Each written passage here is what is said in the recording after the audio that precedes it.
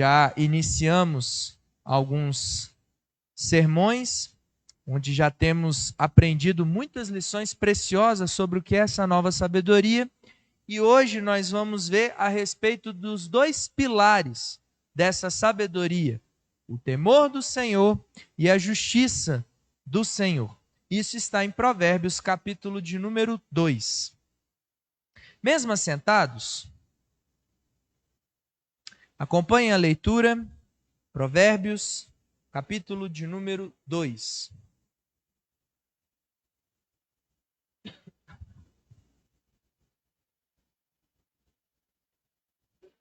Palavra de Deus que nos diz: Filho meu, se aceitares as minhas palavras e esconderes contigo os meus mandamentos, para fazeres atento à sabedoria o teu ouvido, e para inclinares o coração ao entendimento, e se clamares por inteligência, e por entendimento alçares a voz, se buscares a sabedoria como a prata, e como os tesouros escondidos a procurares, então entenderás o temor do Senhor, e acharás o conhecimento de Deus. Porque o Senhor dá a sabedoria, e da sua boca vem a inteligência e o entendimento.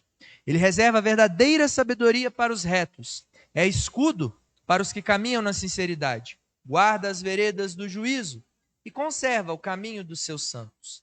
Então, entenderá justiça, juízo e equidade, todas as boas veredas.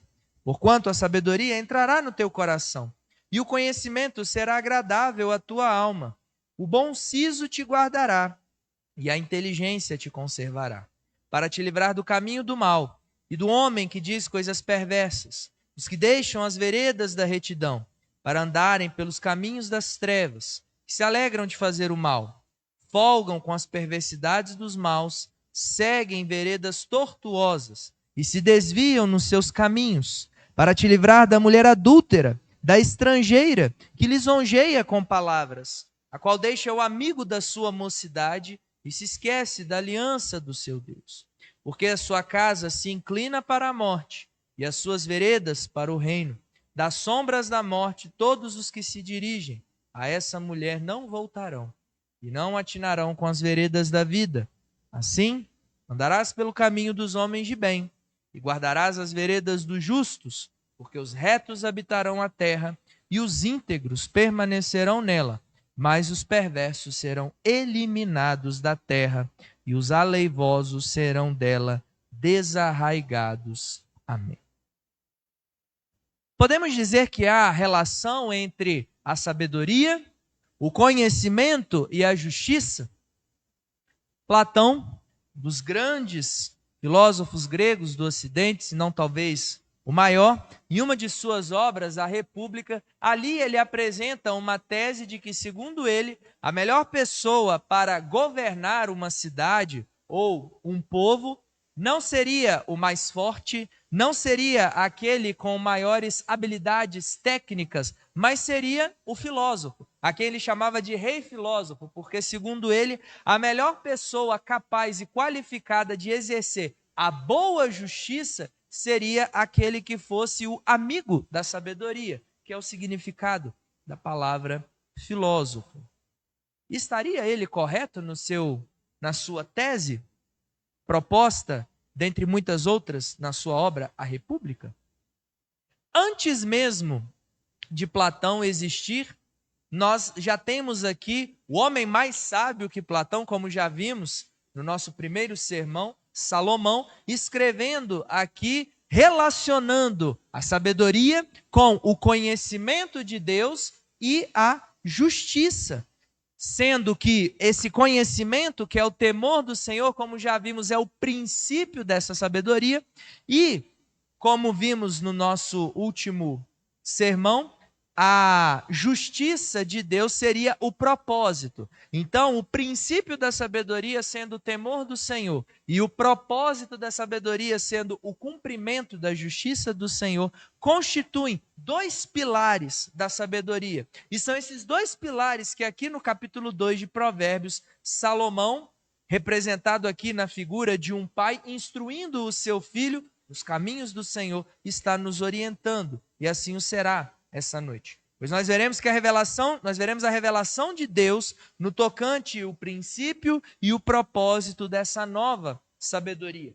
E aqui no capítulo 2, nós temos então, de forma muito prática, o que seria esse temor do Senhor e de forma muito prática, o que seria essa justiça. Primeiro, nós vamos ver então a ponderação inicial dos versos 1 ao verso de número 4. Depois dos versos 5 ao 19, nós temos os pressupostos. O pressuposto do que é o temor do Senhor, esse conhecimento, dos versos 5 ao 8. E do verso 9 ao verso 19, nós temos o pressuposto do que é essa justiça, esse juízo, essa equidade, vinda também dessa sabedoria. E nos versos 20 a 22, nós temos a conclusão deste capítulo com uma ponderação final sobre qual é o destino, qual é a conclusão e o resultado daqueles que buscam esse princípio, o temor do Senhor, e este propósito, a justiça do Senhor. Pois bem, dos versos 1 ao verso de número 4, a chave para nós entendermos a introdução deste capítulo está nessa conjunção condicional se. Lembrando aí das nossas aulas de português, a conjunção condicional se, como o próprio nome diz, ela apresenta um fato, mas ela está condicionada a um outro fato. E é por isso que, para que todo esse conjunto de aprendizado e apreendizado que a sabedoria possibilita, é necessário uma condições, melhor dizendo, que está nos primeiros versos. Para sermos, então, agentes dessa nova sabedoria, precisamos, então, aceitar as palavras que vêm do Senhor, esconder os seus mandamentos, não no sentido aqui de esconder para que tenhamos apenas nós, ele e ninguém mais, não, a ideia aqui de esconder é de proteção, para que falsos ensinos não venham a nos ludibriar, como nós já vimos em instruções no capítulo passado. Para fazeres atento à sabedoria o teu ouvido e para inclinares o coração ao entendimento. E se clamares por inteligência e por entendimento, alçares a voz, se buscares a sabedoria como a prata e como tesouros escondidos e procurares. Ou seja, aqui então nós temos um mapa, nós temos uma orientação de Salomão, este pai, para este filho, como ele deve viver esta nova sabedoria. Isso está condicionado a aceitar o que ele ouve do seu pai e da sua mãe, porque aquilo que o seu pai e sua mãe estão dizendo vem do Senhor, não do coração desse pai e dessa mãe. É necessário também que ele não só ouça, mas que isso entre no seu coração, tenha guarida, tenha morada, a ponto de se esconder e se resguardar. Mas também requer daquele que busca essa sabedoria uma atitude de buscar, de procurar, ao ponto de você ter que clamar por essa inteligência, por entendimento, e também de você investir tempo, investir recursos, porque como nós já vimos, e aqui mais uma vez Salomão repete, essa sabedoria é o que há de mais precioso do que qualquer prata ou ouro ou qualquer tesouro escondido. Então, para entendermos o que é viver o princípio da sabedoria, que é o temor do Senhor, e viver o seu propósito, que é a justiça do Senhor, é necessário essas condições. E essa não é a primeira vez na Bíblia em que nós vemos o próprio Senhor Deus orientando, guiando o seu povo a uma vida de intimidade, a uma vida de maturidade, de crescimento, por meio de condições. Afinal, nós temos, por exemplo, em 2 Crônicas 7,14, um texto bastante conhecido, infelizmente, muitas vezes lido fora do seu contexto, mas aqui, quando Salomão, ele renova a aliança, quando Deus renova a aliança com o seu povo através do reinado de Salomão, no verso de número 14, o Senhor Deus apresenta uma condição para o seu povo. Se o meu povo que se chama pelo meu nome se humilhar e orar e me buscar e se converter dos seus maus caminhos, então eu ouvirei dos céus, perdoarei os seus pecados e sararei a sua terra.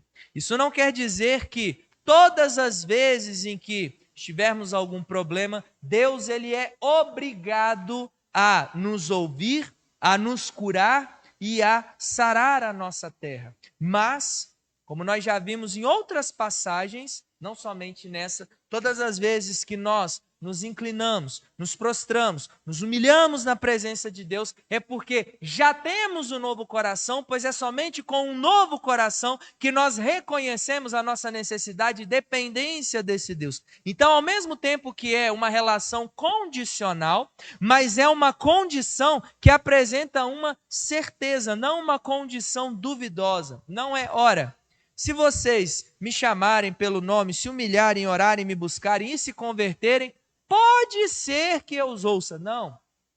Deus não rejeita um coração contrito. Então há uma relação de condição nessa aliança entre nós e Deus, mas é uma condição que traz uma certeza, porque tudo está debaixo do seu controle. Nós temos também um exemplo que está em Atos, capítulo de número 5, onde depois que Pedro e João, mais uma vez, são chamados às autoridades, porque eles estavam pregando e testificando sobre o Jesus, o Cristo ressurreto, a quem as autoridades israelitas e romanas haviam crucificado. E então eles se reúnem, os seus líderes, e aqui nós temos a fala de Gamaliel, que naquele tempo era considerado o mestre mais sábio. Para vocês terem uma ideia, Paulo foi discípulo dele. E então, no verso de número 37 do capítulo 8, nós temos aqui no capítulo 5, no verso de número 39, capítulo 5, verso 39, nós temos aqui uma condição que Gamaliel apresenta, mas essa é uma condição que também traz uma certeza, não é uma condição incerta. Pois ele diz: ora, se o que eles estão falando, Pedro, João e os seguidores do tal caminho, se isso é de Deus, não podereis destruí-los, para que não sejais porventura achados lutando contra Deus. E concordaram com ele. Ou seja, Gamaliel estava dizendo: ora, se o que Pedro e João estão falando vem da parte de Deus, como nós sabemos que viria, então não há menor chance de nós pararmos, porque quem pode parar o agir de Deus? Não há como. Então, ao mesmo tempo que há uma relação de condição, mas essa condição não é incerta, ela é certa. E da mesma forma é essa relação condicional aqui em Provérbios. Salomão não está dizendo que, ora, se vocês que buscam a sabedoria estão fazendo tudo isso que eu falei, pode ser então que vocês entendam e vivam esse temor e essa justiça? Não, é uma certeza. E depois dele apresentar essas ponderações, agora nós vamos entender então o que é esse princípio que é o temor do Senhor, nos versos 5 ao verso de número 8, e o que é essa justiça, dos versos 9 ao verso de número 19.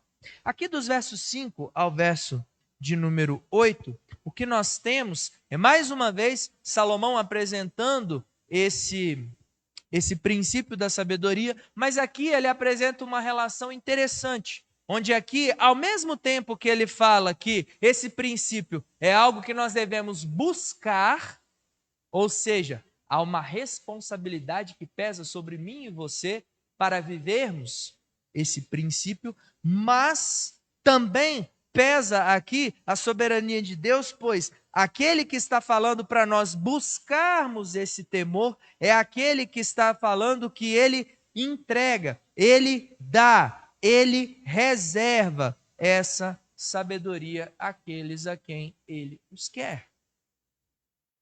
E o que Salomão está nos ensinando aqui é que entender o temor do Senhor é entender uma verdade que não é tão simples, mas ela é claramente expressa nas Escrituras, não somente aqui em Provérbios, mas em várias outras passagens, e que já falamos disso em outras ocasiões. E o nosso Deus, ele é absolutamente soberano, nada foge do seu controle, sua soberania é absoluta, mas ao mesmo tempo que a sua soberania é absoluta, o homem, eu e você, nós temos a responsabilidade nas nossas decisões. A soberania de Deus não é uma desculpa para nós não agirmos. E a nossa responsabilidade não diminui ou fere em nenhum grau sequer a soberania de Deus. Então, para entender o que é o temor do Senhor, o que é viver uma vida temendo a Deus, é entender que eu estou temendo aquele que é absolutamente soberano, é Ele que me dá essa sabedoria, é Ele que escolhe quem vai receber essa verdadeira sabedoria, mas ao mesmo tempo eu preciso entender que cabe a minha responsabilidade de buscá-la, de procurá-la.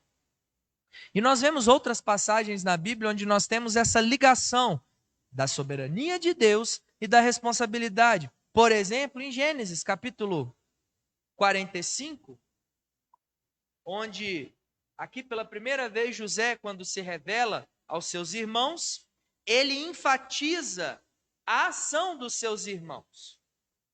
Isso está em Gênesis 45, no verso de número 8, onde ele diz: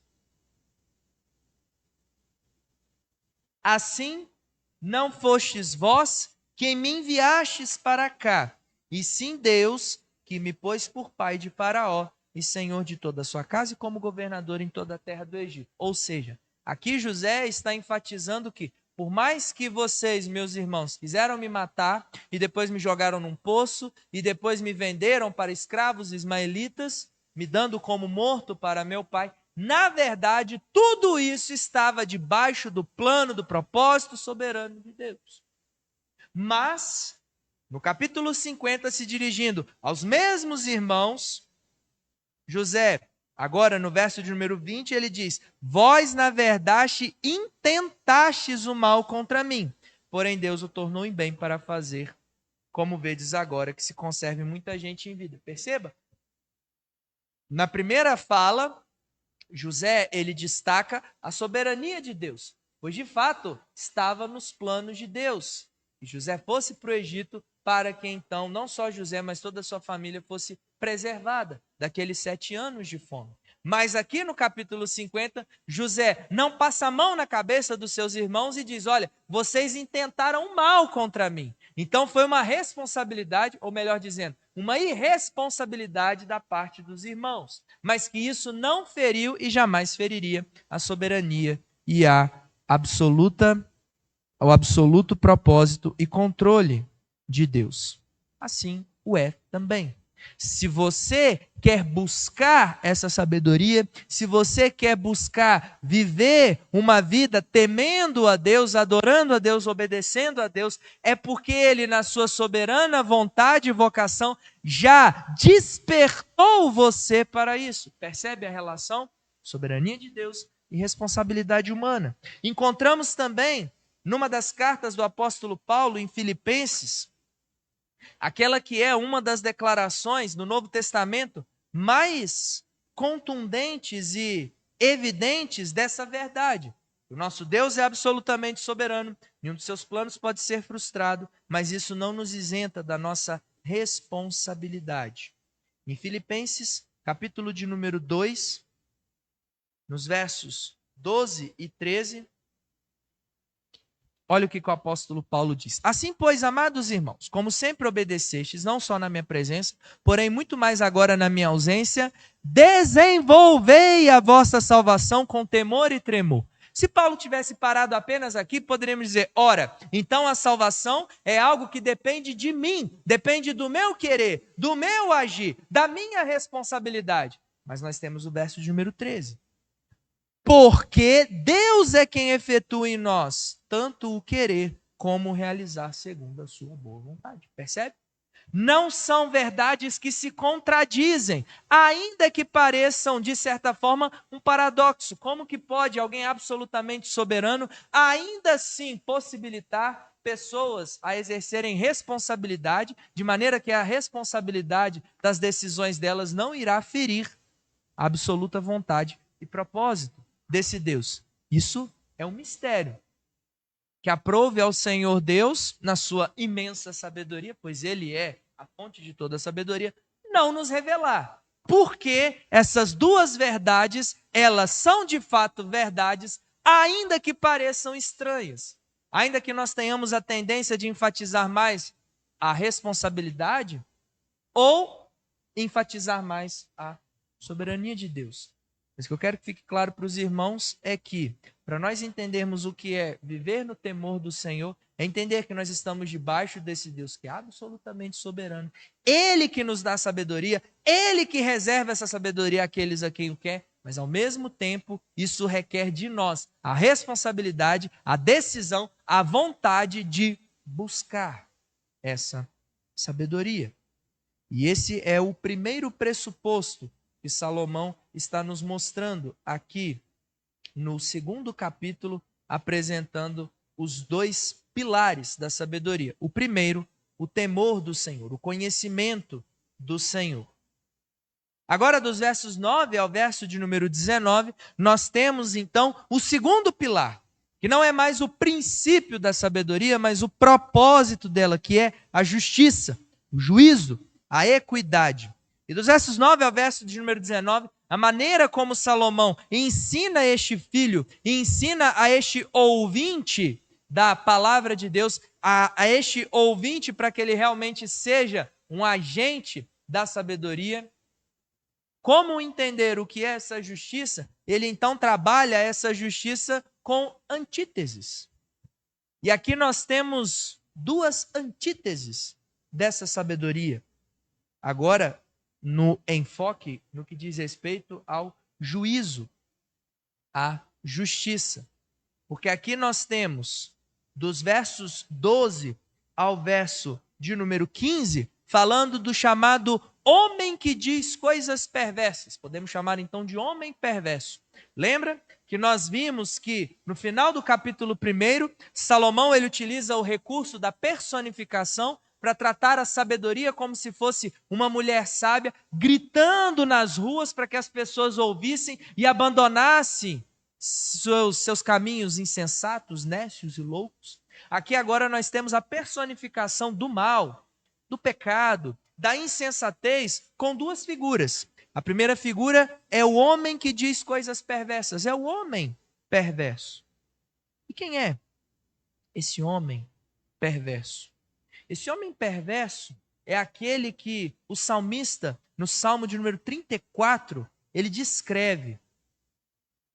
Talvez você que está aqui essa noite e que é um cristão, deve estar se perguntando, nossa, mas há momentos em que eu falho, eu peco e eu penso coisas terríveis. Será que eu realmente sou um cristão? Será que eu não sou um ímpio? Será que eu não sou um agente dessa falsa sabedoria, deste homem perverso? Aqui no Salmo de número 36, no Salmo de número 36, Davi, ele descreve o que é uma pessoa que não só comete atos pecaminosos, mas que vive o pecado, vive a iniquidade, vive a perversidade. Os primeiros versos do Salmo 36. Há no coração do ímpio a voz da transgressão. Presta atenção. Não há temor de Deus diante de seus olhos, porque a transgressão lisonjeia seus olhos e lhe diz que a sua iniquidade não há de ser descoberta, nem detestada. As palavras de sua boca são malícia e dolo. Abjurou o discernimento e a prática do bem. No seu leito maquina a perversidade, detém-se em caminho que não é bom, se despega do mal. Em outras palavras, esse homem perverso, que Salomão aqui personifica como se fosse a própria perversidade, aqueles que vivem em função dela são aqueles que, ao invés de terem a voz vinda daquele que é a fonte de toda sabedoria, o próprio Espírito de Deus habitando no novo coração, essa pessoa, ela não ouve a voz de Deus, porque ela não tem o Espírito de Deus, ela tem um outro Espírito, ela tem um outro conselheiro, e esse conselheiro é o conselheiro que ensina ela e que orienta ela a fazer coisas perversas. E não só orienta, como elogia, ovaciona, estimula a viver na perversidade. Não só isso, como também faz com que essa pessoa não só abra mão de fazer o que é bom, mas deteste, despreze aquilo que é bom, aquilo que vem da verdadeira sabedoria, aquilo que vem de uma vida que teme ao Senhor Deus. E no verso 4 ele diz que essa pessoa não só ela faz o mal, ela não só tem prazer no mal, ela não só detesta o que é bom, mas ela maquina. Ela vive uma vida constantemente pensando: como eu posso ser mais perverso? Como eu posso ser mais mal? Se é o seu caso, essa noite, então você precisa urgentemente, desesperadamente, rapidamente, correr para aquele que pode transformar, mudar, quebrantar e dando a você um novo coração, uma nova vida, uma nova esperança, fazer com que você não mais ouça este oráculo perverso, maligno, que o próprio Salomão aqui está instruindo este ouvinte, aquele que ele chama de meu filho, para fugir do homem que diz coisas perversas, pois as suas veredas são veredas que não são retas, pelo contrário, ele abandona as veredas da retidão para andar pelos caminhos das trevas. Ele se alegra em fazer o mal.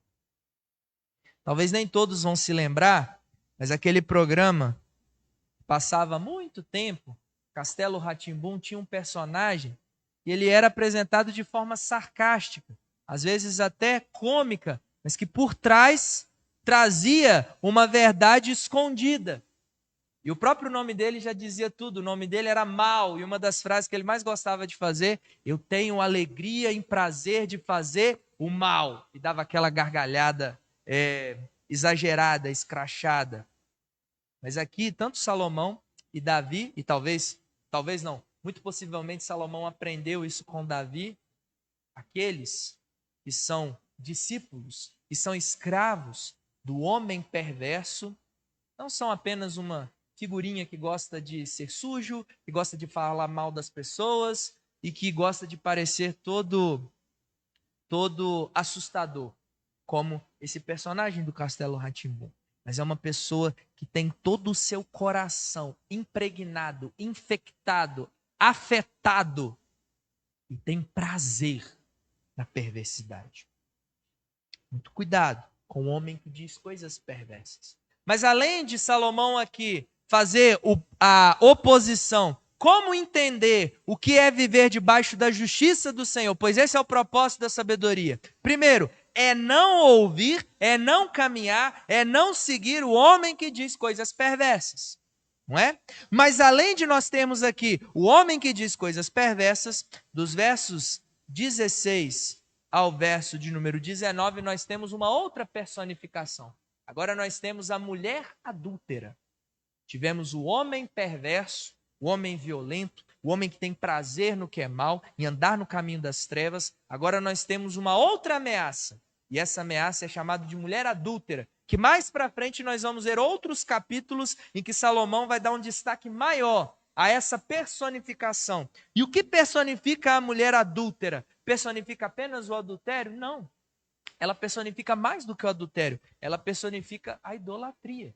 Porque como nós já vimos em outras ocasiões, a maneira como Deus tratava o pecado da idolatria por meio dos profetas no Antigo Testamento, também no Novo Testamento, através dos seus apóstolos, era fazendo essa relação do adultério. Aqueles que ao invés de adorar ao único Deus, estavam se prostituindo, adorando outros deuses, cultuando outros deuses, porque estavam dando ouvidos aos sussurros sedutores, encantadores da mulher adúltera, que lisonjeia com palavras, a qual deixa o amigo da sua mocidade e se esquece da aliança do seu Deus, porque a sua casa se inclina para a morte e as suas veredas para o reino das sombras da morte.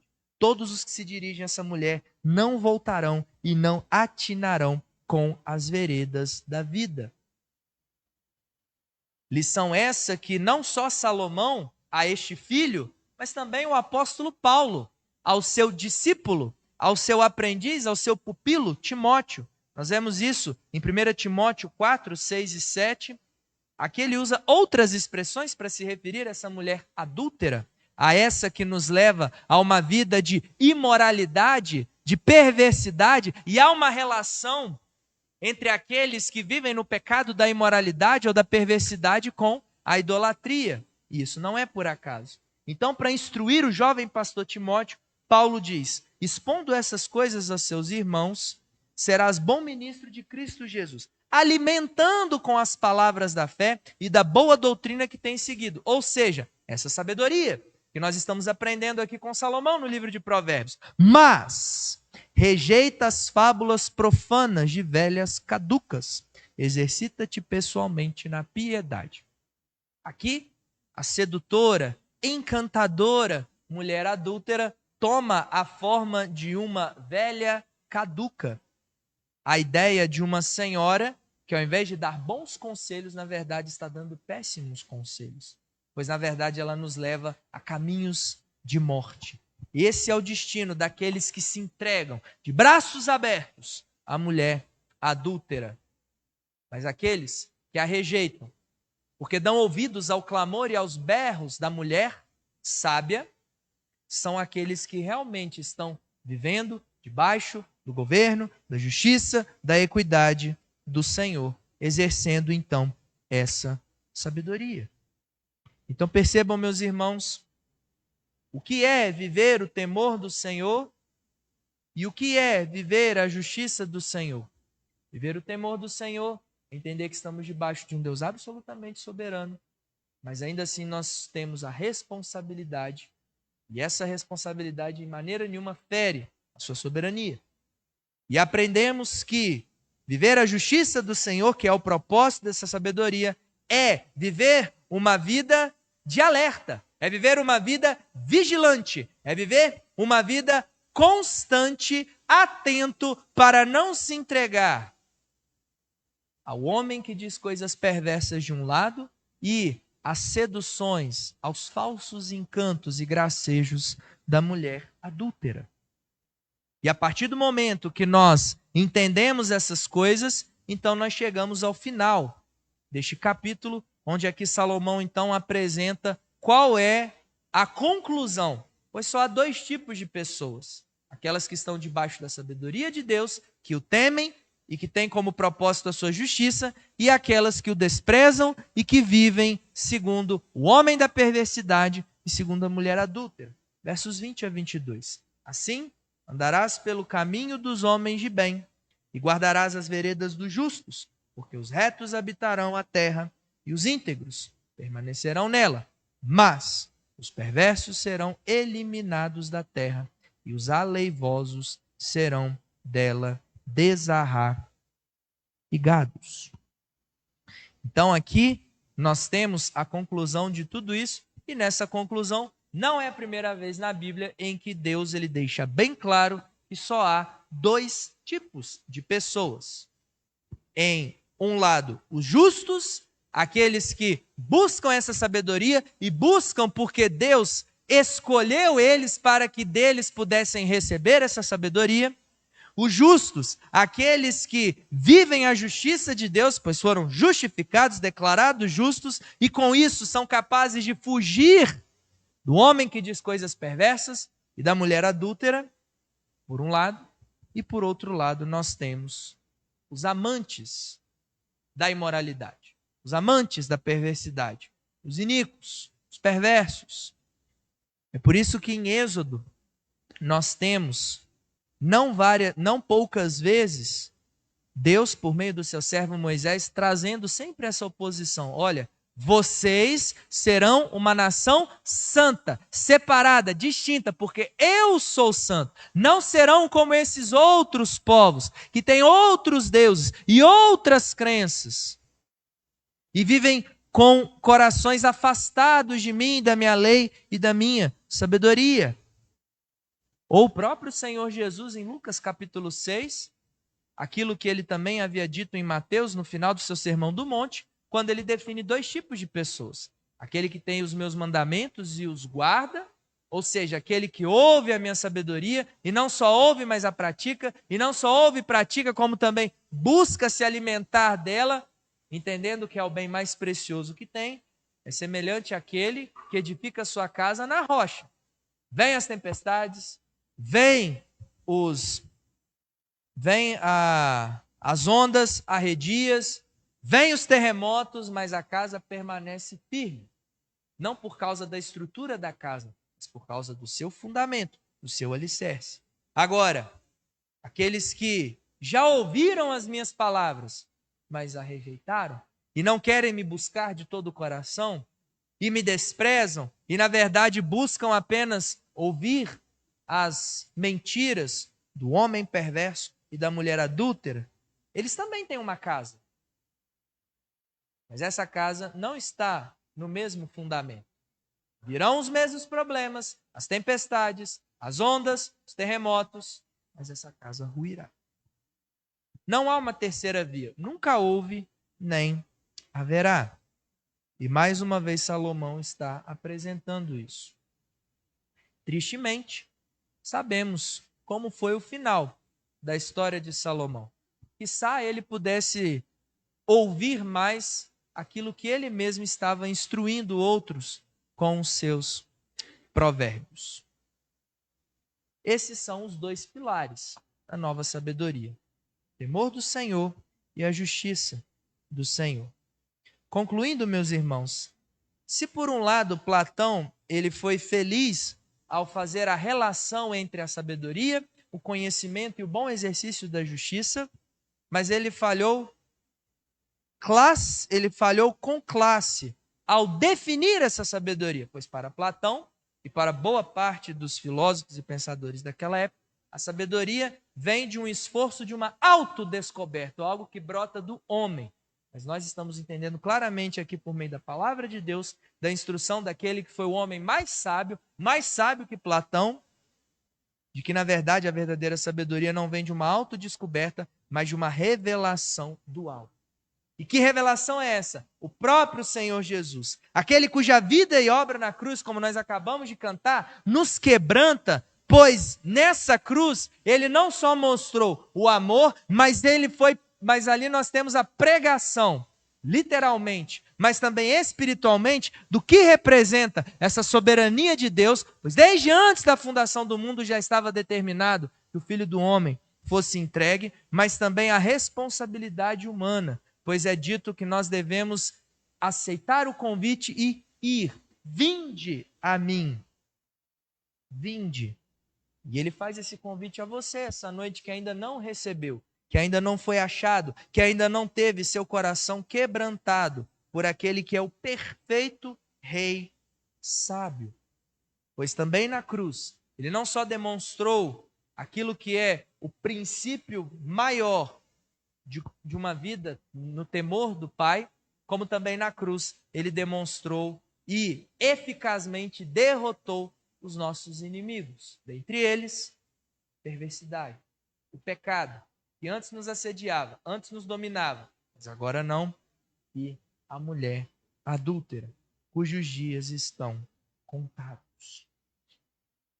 A soberania do Pai, somente ela tem poder para mudar a sua vida irresponsável, tornando-se um agente da nova sabedoria através do Filho pelo seu Espírito Santo. A você que ainda não foi alcançado ainda. Você crê nisso? A você que já foi alcançado, mas que você está afastado da comunhão, você não tem mais se alimentado da sabedoria, não tem vivido uma vida no temor do Senhor, não tem vivido uma vida tendo como propósito a justiça que vem do alto. Qual voz você tem dado mais ouvido? Talvez você esteja dando muito ouvido ao homem que diz coisas perversas, ou talvez os sussurros da mulher adúltera. Deus te chama para você voltar e tapar os seus ouvidos espirituais para essas mentiras e voltar os seus ouvidos para a palavra de Deus, pois nela tem palavras para a vida e para a vida em abundância. E por fim, a nós que temos buscado uma vida, mesmo imperfeita e falha, mas buscado uma vida como agentes dessa sabedoria, tementes a esse Deus, visando essa justiça. Quem são os filhos que o Senhor está nos chamando para ensinar? O temor e a justiça, o princípio e o propósito dessa sabedoria, que são os seus dois pilares.